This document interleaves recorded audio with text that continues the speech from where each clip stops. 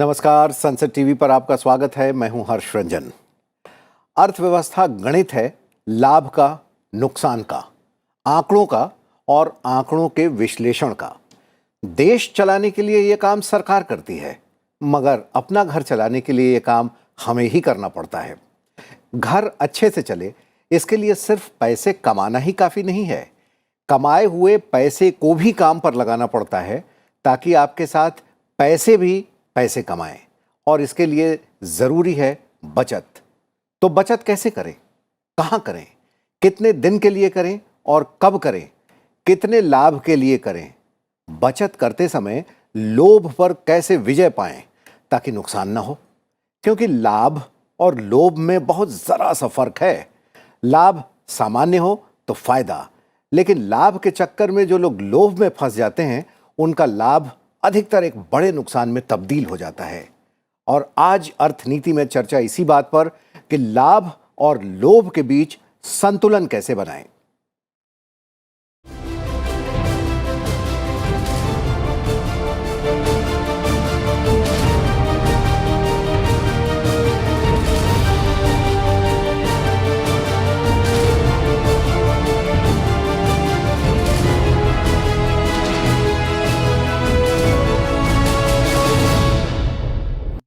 सरकार भी चाहती है कि देश के जो नागरिक हैं वो बचत करें ताकि उनका आर्थिक भविष्य, उनके बच्चों का आर्थिक भविष्य, उनकी शिक्षा, उनका स्वास्थ्य सुरक्षित रहे। और यही वजह है कि हाल के दिनों में केंद्र ने छोटी बचत योजनाओं पर जो ब्याज की दरें हैं उनमें काफ़ी इजाफा किया है। हमारे साथ दो मेहमान हैं इस पर चर्चा करने के लिए। हमारे साथ हैं A.S. भाल साहब, आप भारत सरकार के पूर्व प्रधान आर्थिक सलाहकार हैं। और हमारे दूसरे मेहमान हैं अशोक बिशन दास। नमस्कार जी। आप IIPA में प्रोफेसर हैं, अप्लाइड इकोनॉमिक्स वहाँ पढ़ाते हैं। आप दोनों मेहमानों का संसद टीवी के खास कार्यक्रम अर्थनीति में बहुत बहुत स्वागत है। और जैसा कि हमने इंट्रोडक्शन दिया, आज का हमारा विषय ही है कि हम बचत कैसे करें, और सरकार ने छोटी बचत योजनाओं पर ब्याज की दरें बढ़ाई हैं। तो पहले हम देख लेते हैं ग्राफिक्स के माध्यम से कि आखिर ये छोटी बचत योजनाएं हैं क्या क्या। आइए देखते हैं। डाकघर समय बचत खाता, 5 वर्षीय डाकघर आवर्ती जमा, डाकघर मासिक आय योजना, मंथली इनकम, वरिष्ठ नागरिक बचत योजना, राष्ट्रीय बचत प्रमाण पत्र NSC जिसे बोलते हैं, और इसके साथ आप देखें किसान विकास पत्र को भी हम छोटी बचत योजनाओं में मानते हैं। सुकन्या समृद्धि योजना है और 15 वर्षीय PPF खाता योजना है। महिला सम्मान बचत प्रमाण पत्र है और PM cares for children scheme है। कुल मिलाकर ये 10 हमने योजनाओं के नाम लिए और ये 10 योजनाएं छोटी बचत योजनाओं के अंतर्गत आती हैं जो पूरी तरीके से सुरक्षित मानी जाती हैं। सॉवरेन गारंटी इसमें होती है। तो आपसे मैं शुरुआत करना चाहूँगा अशोक जी, आप ये बताएं कि एक आम व्यक्ति को, एक आम नागरिक को, एक व्यवसायी को, एक नौकरीशुदा आदमी को, और ख़ास करके ऐसे समय में जब अब पेंशन की सुविधा उसके साथ नहीं है, हालांकि NPS में वो ज़रूर अप्लाई कर सकते हैं, उसे ख़रीद सकते हैं, उस पर भी हम चर्चा करेंगे क्या करना चाहिए। धन्यवाद। अब मेरा सबसे पहले आपसे आग्रह ये होगा, क्योंकि ये जो आपकी कमाई है, जो बचत है, वो बहुत गहराई और पसीने की कमाई है, तो उसको सोच समझ के हमें इन्वेस्ट करना है। और हमें ये पहले बाद में देखना है कि उसमें हमें कितना ब्याज मिलता है, पहले ये देखना है कि कितना सुरक्षित है। तो जो सरकारी स्कीम, जो 10 अभी आपको बताई गई स्कीमें, वो सारी सुरक्षित हैं। उसमें से आपको क्या, तो लोभ और लाभ में अंतर आप जरूर समझें। तो ऐसा नहीं है कि लोभ के चक्कर में कई लोग कहते हैं 15%, 20%, 25% आपको ब्याज मिलेगा, रिटर्न मिलेगा। ROI बहुत मशहूर है। लोग जो शिक्षित वर्ग है वो भी कहते हैं ROI, जो अशिक्षित हैं वो भी है, भले किसी को समझ में आता नहीं आता है, लेकिन ROI जरूर कहते हैं। वो सारांश में ये है कि उसमें आपकी जो पूंजी है उसमें आपको कितनी वृद्धि मिलती है, वो ही मतलब है मोटे मोटे शब्दों में कहा जाए तो। उस पर आप ज़्यादा मत ध्यान दीजिए, उसमें ये ध्यान दीजिए हमारा पैसा है वो सुरक्षित है, एक ये। और अगर आपको कोई ज़रूरत पड़ती है किसी भी समय अचानक, सपोज वो 5 साल का भी है, लेकिन अगर आपको 6 महीने के बाद भी उसकी ज़रूरत मिलती है तो क्या आप उसमें से निकाल सकते हैं? तो मेरा जो आपसे आग्रह है, ये 2 बिंदुओं पे बहुत ध्यान दीजिए। एक तो पैसा सुरक्षित हो, भले आपको उसका आरओआई जिसे कहते हैं वृद्धि दर वो बहुत कम हो, और उसमें ये है कि आप उसमें से पैसा, क्योंकि आपका पैसा है, मैं इस बात पे कभी नहीं ये मुझे मान्य होगा कि मेरा पैसा है और मुझे ज़रूरत है और मैं नहीं निकाल पाऊँ। ये तो किसी को भी मान्य नहीं होना चाहिए। तो आपको ये देखना है कि आप कितना आसानी से सरल तरीके से निकाल सकते हैं। तो इन 2 बिंदुओं पे बहुत ज़रूरी ध्यान दीजिए। बिल्कुल अशोक जी, आपने सही बताया कि जब हमारा पैसा है और हमें ही ज़रूरत अगर कुछ आन पड़ती है तो हम उसे न निकाल सकें तो ऐसे पैसे हमारे किस काम के।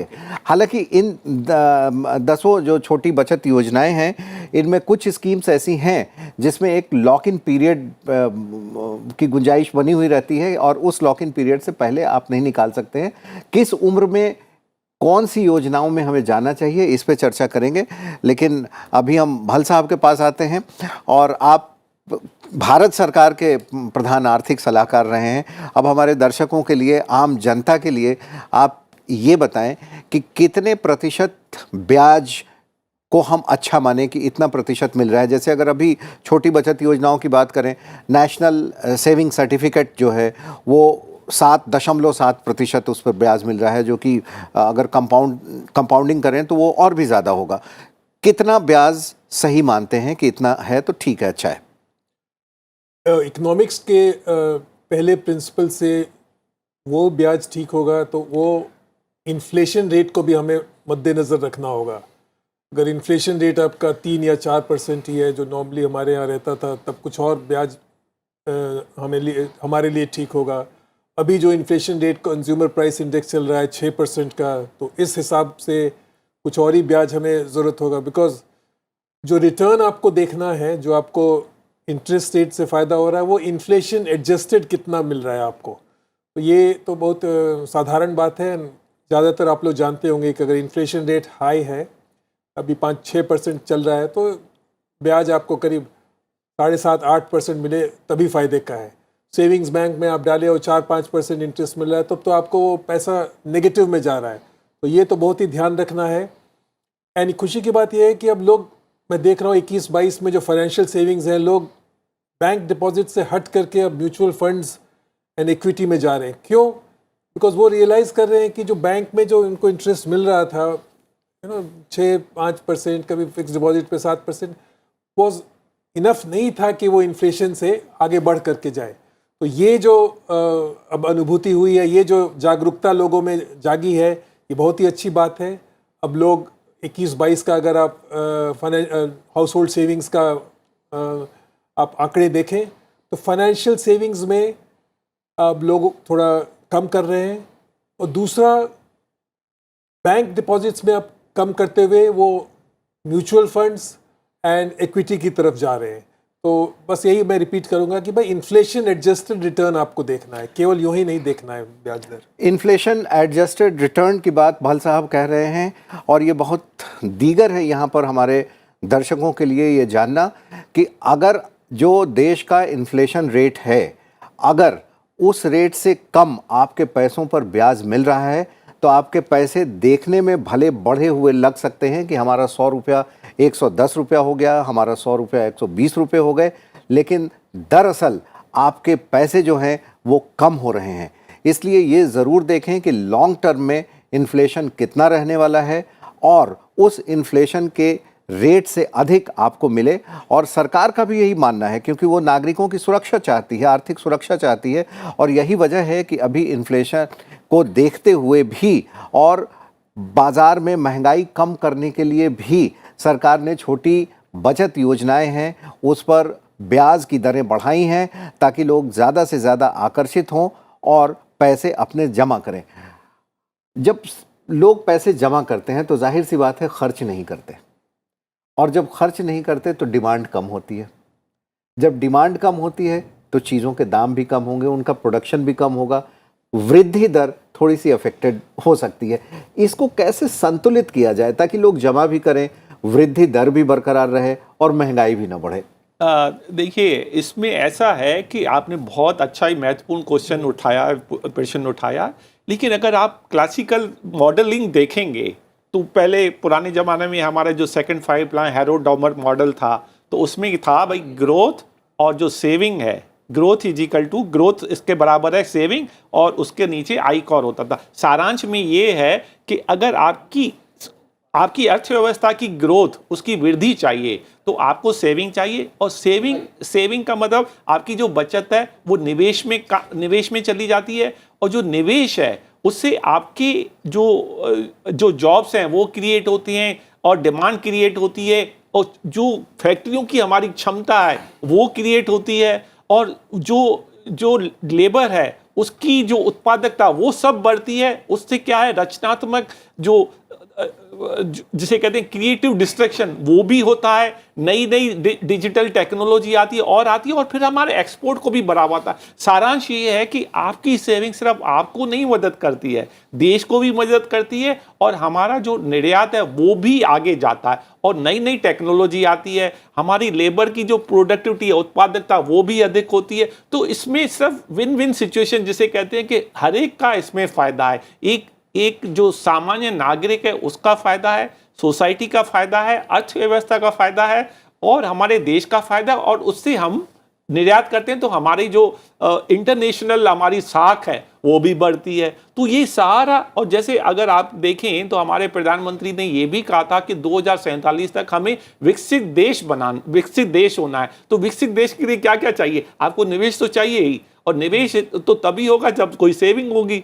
तो ये सारी चीजें बिल्कुल एक चेन की तरह लिंक्ड हैं। तो हमें ये देखना है, तो जितना अगर हम कमाते हैं, सपोज 1 लाख रुपए या 10,000 रुपए भी आपकी मंथली आए, तो कुछ जरूर उसमें से अंश आप अलग से करके रखिए, और उसको आप कहीं निवेश करिए, कहीं बचत में, कहीं जो भी आपकी 10 स्कीम है जहां भी आपका मन करे, लेकिन सोच समझ उसमें निवेश जरूर करें, उसमें आप अपनी डिपॉजिट रखें जहां भी आपका मन करे, क्योंकि आप स्वतंत्र नागरिक हैं। लेकिन हमारी सलाह जो 10 स्कीम आपको शुरू में बताई गई वो बहुत ही उम्दा स्कीमें हैं, और वो सबसे पहले आपको एक प्रोटेक्शन देता है, आपको जो मुद्रास्फीति होती है उसके अगेंस्ट भी आपको एक कवच देता है। तो कभी आपको कोई ऐसी बात हो गई तो आपने उसको यूज कर लिया, तो ये सबके लिए फायदेमंद है। यही मेरा आपसे सुझाव है, लेकिन जब करें तो आप लोभ और लाभ में जरूर अंतर करके फिर करिएगा। और अगर आप सरकारी बचत योजनाओं यानी छोटी बचत योजनाओं में निवेश कर रहे हैं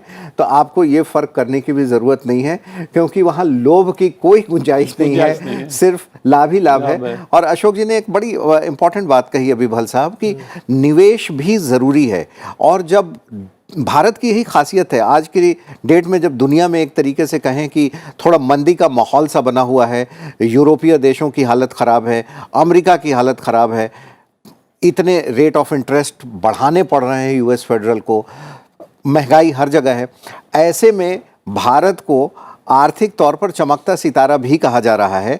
शायद उसकी वजह यह है कि जो विदेशी निवेश है, एफपीआईज हैं, वो तो कर ही रहे हैं, साथ में हमारी जो डोमेस्टिक निवेश की आदत है, 140 करोड़ की जनता है, थोड़े थोड़े निवेश से भी सरकार के पास एक बड़ा निवेश उपलब्ध हो जाता है, जिसका इस्तेमाल देश के संसाधन को बढ़ाने में किया जाता है। और इस बार के बजट में भी हम लोगों ने देखा कि किस तरीके से इंफ्रास्ट्रक्चर डेवलपमेंट पे सरकार का विशेष ध्यान है। आपको क्या लगता है कि ये ब्याज की दरें छोटी बचत योजनाओं पे बढ़ाने से जाहिराना तौर पर लोग आकर्षित होंगे, ज़्यादा करेंगे? आप सरकार में रहे हुए हैं, सरकार उस पैसे का इस्तेमाल कहाँ पर, कैसे, कितने समय के लिए कर सकती है? तो आपने बहुत ही अच्छा मुद्दा उठाया, मैं थोड़ा विस्तार से समझाऊंगा। भारत में सेविंग्स रेट 2004 और 11 के बीच में काफ़ी हाई रही, और उसी समय हमारा गोल्डन पीरियड रहा ग्रोथ का। We were growing at about 9% on an average. तो ये सेविंग्स इंडियन इकॉनमी की ये स्ट्रेंथ रही है कि हमारे डोमेस्टिक सेविंग्स काफ़ी रहती है, एज अपोज टू अमेरिका में तो लोग सेव ही नहीं करते, बट हमारे यहाँ लोग ने सेव किया, खासकर 2004 से 11 तक। अब हमारी डोमेस्टिक सेविंग्स करीब 37% हो गई थी जीडीपी की 2010 से 11 में। And through out this period, जैसे प्रोफेसर साहब बोल रहे थे कि वो सेविंग्स इन्वेस्टमेंट पे बदल जाता है और based on the capital output ratio हमारी ग्रोथ होती है। एंड एक चीज़ और मैं बताना चाहूँगा, आपने अच्छा पूछा था, एक इकोनॉमिक्स में कॉन्सेप्ट होता है, तो कहते हैं फैलेसी ऑफ कॉम्पोजिशन। अगर एक आदमी सेव कर रहा है तो अच्छा है, और सारी जनता ही पूरा सेव करने लगी तब मुश्किल हो जाएगी, तब वो निवेश में कहाँ जाएगा, इन्वेस्टमेंट कहाँ होगा। एक इकोनॉमिक्स की बहुत पर्टिकुलर फर्स्ट प्रिंसिपल्स में कहते हैं फैलेसी ऑफ कॉम्पोजिशन। तो एक बंदा सेव कर रहा है तो अच्छा, सब लोग ही सब सेव करने लगे, उसे खर्च ना करें, then that is not good for the economy. जो भी हमारी सेविंग्स होती है, it has to, as professor साहब ने कहा, it has to translate into investment. And जो आप पूछ रहे हैं कि अभी इंटरेस्ट रेट बढ़ाया गया, तो ऑब्वियसली उसका डायरेक्ट रिलेशनशिप होगा कि लोग की सेविंग्स बढ़ेंगी। पर फिर अगेन मैं ये भी बोलना चाह रहा हूँ कि 2021-22 में फाइनेंशियल सेविंग्स हमारी बैंक डिपॉजिट्स ये सब से हट करके इक्विटी कल्चर हमारे यहाँ बढ़ रहा है, म्यूचुअल फंड्स में जा रहा है, वो भी हमें ध्यान रखना होगा। But there is no denying कि अगर इंटरेस्ट रेट स्मॉल सेविंग्स में बढ़ेगा तो हमारी सेविंग्स बढ़ेंगी उसमें। ये बात एक बहुत महत्वपूर्ण बात है कि वो कहते हैं ना कि अपने सारे अंडे को एक ही बास्केट में नहीं रखना चाहिए, अलग अलग रखना चाहिए। और बचपन में मुझे याद है, जब मैं शायद स्कूल में पढ़ता हूँगा, पिताजी कुछ पैसे देते थे तो हमेशा ये भी सलाह देते थे कि कुछ पैसे इस जेब में, कुछ पैसे नीचे की जेब में रखिए, ताकि वो डाइवर्सिफाइड रहे कि अगर एक जेब कट जाए तो घर आने के लिए दूसरे जेब के पैसे ही हैं। और इकोनॉमिक्स में और इन्वेस्टमेंट में भी ये बड़ा काम आता है कि आप अपने सारे निवेश को उठाकर एक ही जगह नहीं डालें। आप से हम जानना चाहेंगे कि निवेश कहाँ कितना करें। अगर कोई 30 वर्ष की आयु में कर रहा है तो जाहिर सी बात है उसके निवेश का पैटर्न जो 50-55 साल के लोग हैं उनसे बिल्कुल अलग होगा, क्योंकि उनके पास टेन्योर लंबा है। क्योंकि हम प्लानिंग करते हैं पोस्ट रिटायरमेंट की, जब जॉब हम नहीं कर रहे होंगे तो हमारे पास कुछ आय के साधन बने रहें।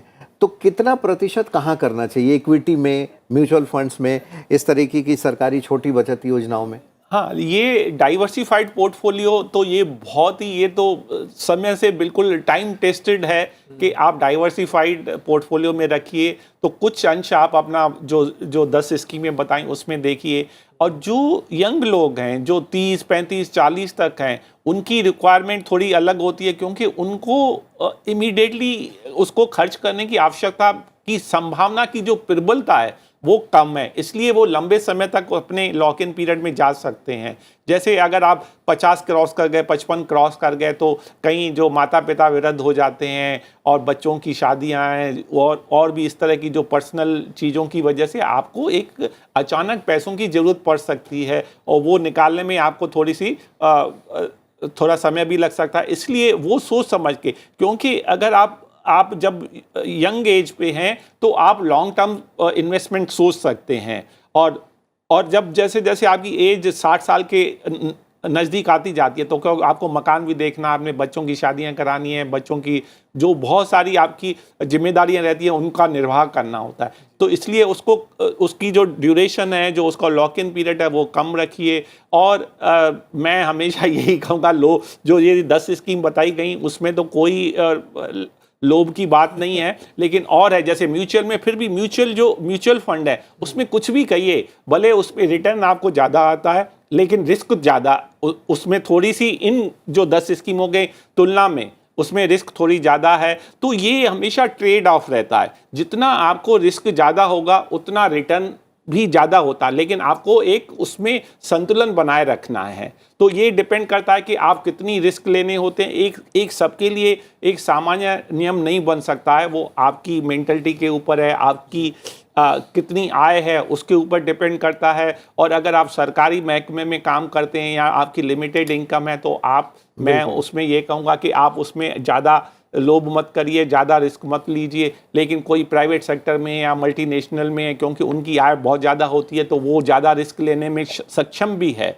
तो ये सारे फैक्टर होते हैं, इनको ध्यान में रखिए और उसके हिसाब से करिए। लेकिन मैं ज़रूर कहूँगा कि अगर कोई यंग है 25 से 40 साल तक, तो कम से कम नहीं तो 25 से 30% अपनी जो आय है उसको टैक्स के बाद उसमें कहीं ना कहीं आप उसको निवेश जरूर करिए और वो आपको आगे चल के बहुत फ़ायदा देगा। और आपका जीवन अगर इस समय अपना आप जैसे कहते हैं ना, if you do not sweat now, अगर आप अभी पसीना नहीं बहाएंगे तो आपको आगे चल के दिक्कत हो सकती है। तो आपको इसलिए थोड़ा सा इस समय अपने आप को पसीना बहाना चाहिए। थोड़ा सा अपना बेल्ट टाइट करिए, 25 से 30% अपना निवेश करिए। लेकिन और भी फैक्टर होते हैं आपके, आपके माता पिता आपके डिपेंडेंट हैं क्या हैं, वो सारे फैक्टर हैं। बट एक मोटा जो थंब रूल है वो ये है, उसमें जरूर करिए और आपको 5-10 साल के बाद आपका जीवन बहुत फाइनेंशियल मैटर में बहुत आसान हो जाएगा। एक कॉन्फिडेंस देता है, एक सुकून देता है। एक सुकून देता है और आपको एक यस, जैसे आपने कहा, आपको अपने आप में बड़ा भरोसा रहेगा कि चलो कुछ नहीं है तो मेरा ये सेविंग तो है ही। और ये मैं पूछने ही वाला था कि अपनी कमाई का कितना प्रतिशत हिस्सा हम लगाएं, और आपने इस सवाल का जवाब दे ही दिया कि 25 से 30% लगाना चाहिए। यानी कि हमारी कमाई कितनी है ये महत्वपूर्ण नहीं है। 100 रुपये हो सकती है, 10,000 हो सकती है, 10 लाख हो सकती है, लेकिन अपनी कमाई का 25 से 30% हिस्सा अगर हम सुरक्षित निवेश में करते हैं तो ये हमारे भविष्य के लिए अच्छा रहेगा।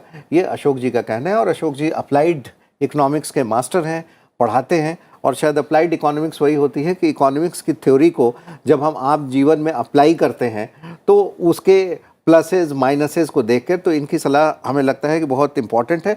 और उस 25-30% जो सेविंग करते हैं भल साहब, उसमें भी हमें डाइवर्सिफाई करने की ज़रूरत होनी चाहिए। बिल्कुल, इसमें तो दो राय है ही नहीं कि हमें डाइवर्सिफाई। सी, रिस्क रिटर्न का तो ट्रेड ऑफ है। तो कुछ 25% में आई विल से 10 से 15% बिल्कुल सेफ स्कीम्स में रखिए, सरकारी स्कीम में रखें।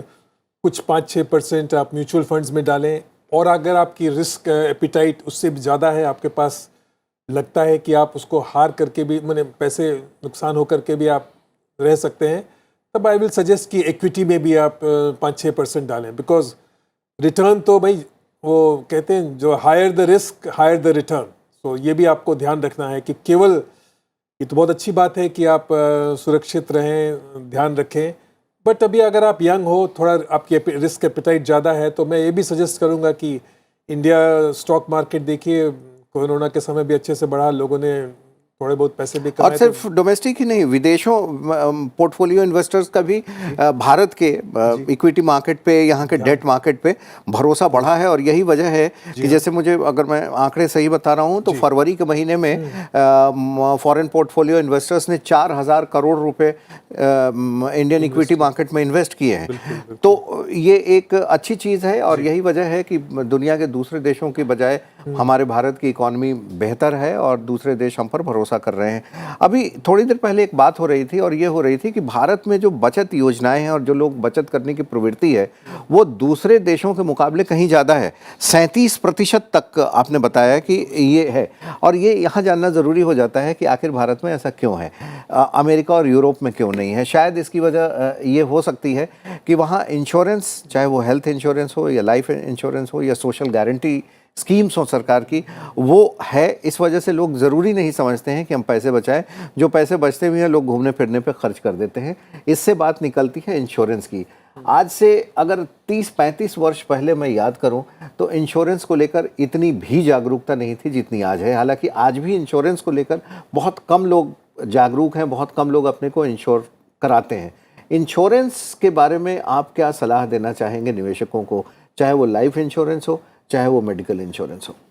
देखिए, ऐसा है कि अगर आप सरकारी महकमे में हैं तो मैं मेडिकल इंश्योरेंस में ज़्यादा तवज्जो नहीं दूंगा, क्योंकि सरकार, खास करके जो सरकारी नौकरी, उसमें सरकार के यहाँ ऐसे प्रावधान हैं कि वो ही करती है। तो मुझे नहीं लगता है कि वो ज़्यादा फायदेमंद है। लेकिन आपको अपने व्यवसाय के ऊपर देखना। अगर आप प्राइवेट व्यवसाय कर रहे हैं तो ज़रूर मेडिकल इंश्योरेंस कराइए, क्योंकि आजकल मेडिकल इंश्योरेंस अच्छी क्वालिटी वाला, वो उसमें थोड़े पैसे लग जाते हैं, लेकिन वो हर एक के लिए अलग अलग है। और इंश्योरेंस और बचत वो दोनों एक दूसरे के सब्स्टिट्यूट नहीं है। दोनों, ऐसा नहीं सोचिए कि अगर मैंने इंश्योरेंस करा लिया तो मुझे बचत जो है 10 स्कीमें जो बताई हैं और भी हैं उसमें मेरे को वो म्यूचुअली एक्सक्लूसिव नहीं है, ना वो एक दूसरे का पूरक है। तो इंश्योरेंस का अपना रोल है और जो लाइफ इंश्योरेंस है वो बहुत ज़रूरी है, क्योंकि लाइफ का कोई भरोसा नहीं है। अगर आप स्वस्थ भी हैं तो खुदा न करे कोई एक्सीडेंट हो गया, और होते रहते हैं, आप देखते रहते हैं अखबारों में,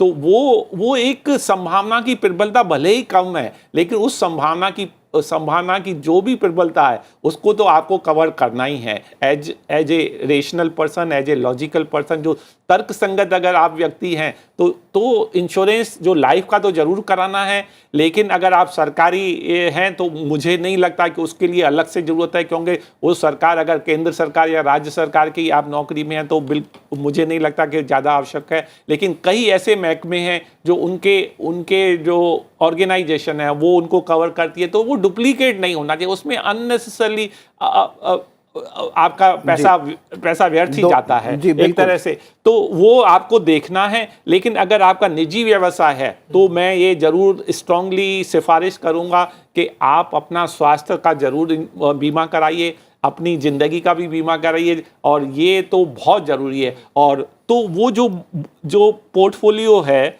आपका सेविंग का, बचत का, वो बांटिए, डाइवर्सिफाई करिए। कुछ आप सेविंग जो बचत है उसमें रखिए, कुछ जैसे हमारे साथी ने कहा, हमारे को पैनलिस्ट ने, कि उसको आप अपना म्यूचुअल फंड में भी लगा सकते हैं, इक्विटी में भी लगा सकते हैं, और कुछ अंश आप अपना इंश्योरेंस में करिए। और जैसे इंश्योरेंस में हमारे महोदय जी ने कहा कि इंश्योरेंस 2 तरह के हो सकते हैं, एक लाइफ का, एक मेडिकल का, तो सभी को बांट के करिए, बट ताकि उसमें आपका कवरेज अच्छा होगा और आप हमेशा विन विन वाली सिचुएशन में रहेंगे। और इसमें एक बहुत खास बात यह है कि लाइफ इंश्योरेंस की भी बात जब हम करते हैं भल साहब, तो 2 तरीके के लाइफ इंश्योरेंस होते हैं। एक टर्म इंश्योरेंस होता है, एक कोई मनी बैक होता है, जिसमें अक्सर इंश्योरेंस एजेंट आके हमसे कहते हैं कि भाई आप ये इंश्योरेंस करा लीजिए, 5 लाख का इंश्योरेंस होगा और 20 साल 25 साल बाद आपको इतने पैसे मिल जाएंगे। जहां तक मैंने देखा है, इंश्योरेंस को और इन्वेस्टमेंट को मिक्स करना, मर्ज करना बहुत ही खतरनाक साबित होता है। उसमें ना आप ठीक तरीके से इंश्योर हो पाते हैं, ना ठीक तरीके से आपका इन्वेस्टमेंट ही हो सकता है। इसीलिए इंश्योरेंस से पैसे वापस आए ये सोचने के बजाय क्या हम ये सोचें कि टर्म इंश्योरेंस लें, जिसे साल दर साल आगे बढ़ाना पड़ता है, वो बेहतर विकल्प है। मैं इससे बिल्कुल सहमत हूँ। इंश्योरेंस में ये दोनों चीज़ों को कंबाइन नहीं करना चाहिए कि तो उसको देखा जाए कि हमें रिटर्न ऑफ इन्वेस्टमेंट कितना है और इंश्योरेंस कितना है, ये दोनों में पता चलेगा। अगर एक पैकेज है तो दोनों में ही आपको नुकसान हो रहा है। तो ये तो ज़्यादातर एक्सपर्ट्स आपको बताएंगे कि जब आप इंश्योरेंस ले रहे हो तो keep it separate, keep the insurance part separate and keep your investment pattern separate. ये जो इन्होंने बहुत अच्छे से कहा कि 8 साल बाद वो पैसे मिल जाएंगे, बट देन उसका जो आपको पैकेज है इट इज़ नॉट एडवाइजेबल। मैं उसको बहुत स्ट्रांगली उसको एडवाइस करूँगा कि ऐसा नहीं करना चाहिए। Keep the insurance separate, keep your investment plan separate. बिल्कुल। और सरकार ने जो छोटी बचत योजनाओं में आप देखेंगे हमारे दर्शकगण कि महिलाओं को लेकर, लड़कियों को लेकर कुछ विशेष योजनाएं हैं, जैसे सुकन्या समृद्धि योजना है, महिला सम्मान योजना है। और ये सरकार की कोशिश रहती है कि देश की महिलाएं आत्मनिर्भर हों, खास करके जो छोटे शहरों में हैं, गाँव की महिलाएं हैं, पंचायतों की महिलाएं हैं, वो सक्षम हो रही हैं, आत्मनिर्भर तो हो रही हैं, लेकिन सरकार की इन योजनाओं का लाभ उठाकर उनकी आत्मनिर्भरता और बढ़ सकती है। और ऐसी छोटी बचत योजनाएं जो सरकार ले आती है, इसका फ़ायदा ज़रूर उठाना चाहिए, क्योंकि अभी ये 3 महीने के लिए आई है, 3 महीने के बाद हो सकता है इस इंटरेस्ट रेट पर बदलाव हो। तो आज की जो चर्चा हमारी थी कि अगर छोटी बचत योजनाएं में आप आएंगे, पैसे लगाएंगे जो सरकारी योजनाएं हैं, तो आपका फ़ायदा बहुत बड़ा हो सकता है, क्योंकि मैजिक ऑफ कंपाउंडिंग जो होता है, हमारे दोनों पैनलिस्ट ने भी बताया, जो हमारे विशिष्ट मेहमान हैं, कि ऐसा करना चाहिए। 25 से 30% आपकी कमाई का हिस्सा आपको ज़रूर बचत योजनाओं में लगाना चाहिए। आज की अर्थनीति में इतना ही। अगले सप्ताह हम फिर किसी और विषय पर आपके समक्ष उपस्थित होंगे। आप दोनों मेहमानों का स्टूडियो आने के लिए बहुत बहुत शुक्रिया। अब हमें दीजिए इजाज़त। नमस्कार।